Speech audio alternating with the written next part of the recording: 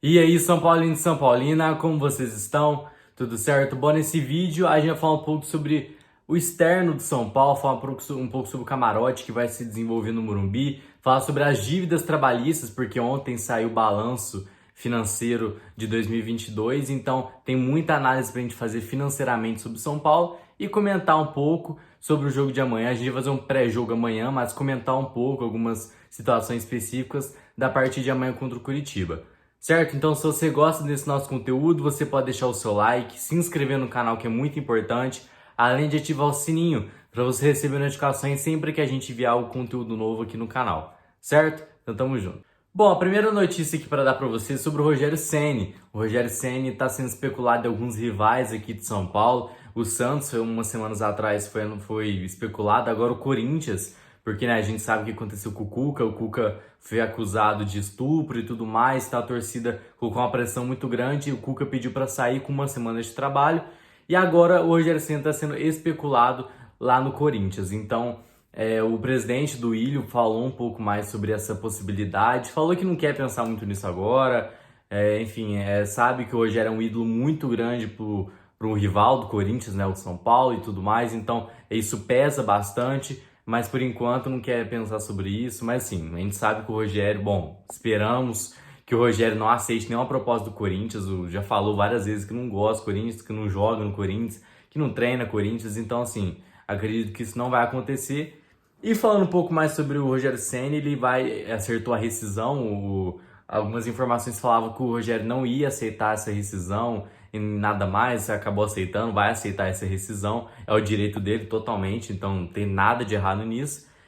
Vai ser de acordo, vai ser mais ou menos 3 salários que ele estava recebendo em torno de 800 mil, mais ou menos aproximadamente. Ele vai receber essa multa rescisória, vai receber 2,1 milhões de reais, então é uma grana considerável que vai sair do bolso do, do São Paulo, né? Justamente porque se tivesse feito um planejamento, tivesse mandado o Rogério embora no final do contrato, o ano passado e tal, mas o Júlio Casares tinha que renovar antes, renovou antes para dar uma moral e tudo mais, acabou, a gente vai dar pro Rogério Ceni 2,1 milhões de reais.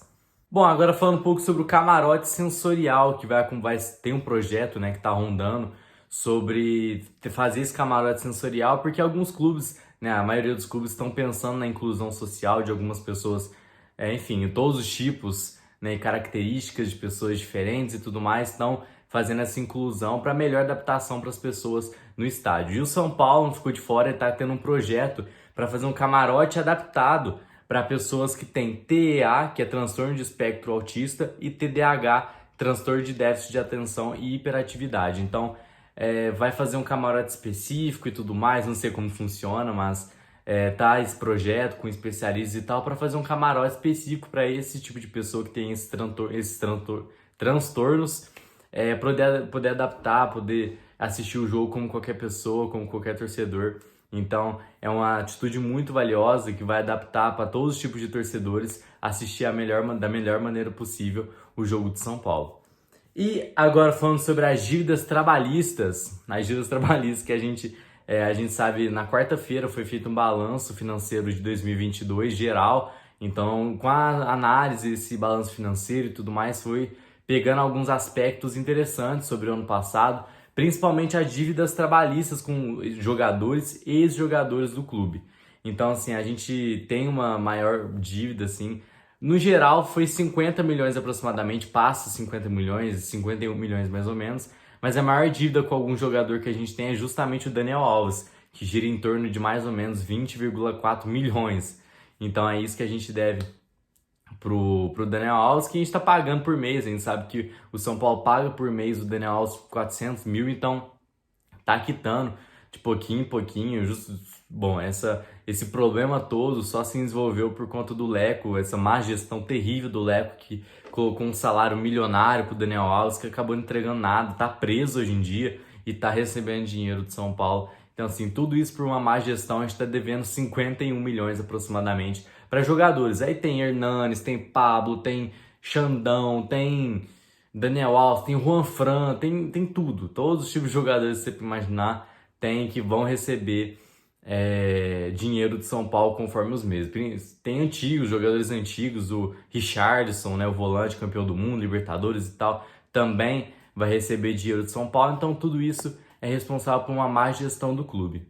Bom, antes de entrar no outro tópico, eu acabei esquecendo de falar que São Paulo também arrecadou coisas no ano passado. Não foi totalmente terrível, né? A gente tá com um balanço assim, aproximadamente de quanto que a gente deve para cada jogador e tal, mas a gente também arrecadou, principalmente com vendas de Cotia, né? Jogadores de São Paulo que às vezes foram pro exterior, ou vendas de jogadores que foram formados em Cotia, que foram vendidos durante a Europa, entre, né, times europeus, que foi o caso do Antony. O Antony, que o ano passado foi vendido para o Manchester United, que rendeu uma certa quantia gigantesca para o São Paulo. Então, mas em torno, tipo, no geralzão, contando com a venda do Gabriel Sara, Luizão, Antony, Casemiro, que a gente recebeu uma partezinha, gira em torno de 229,4 milhões. Então, juntando, arrecadando todos os jogadores que saíram do São Paulo e foram para o exterior e jogadores formados em Cotia, a gente arrecadou 229,4 milhões de reais. Então, é uma grana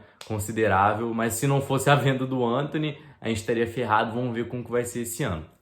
Mas agora falando um pouco mais sobre o time mesmo, a atual gestão, atual elenco e tudo mais, falando um pouco sobre a partida de amanhã, o São Paulo vai contar com a volta do Ray Ramos, o Ray Ramos que ficou de fora da última partida contra o Ituano pela Copa do Brasil, justamente porque já tinha atuado pelo Ituano na competição. Então no regulamento, a gente já explicou isso algumas vezes, no regulamento um jogador não pode atuar por dois times na mesma edição.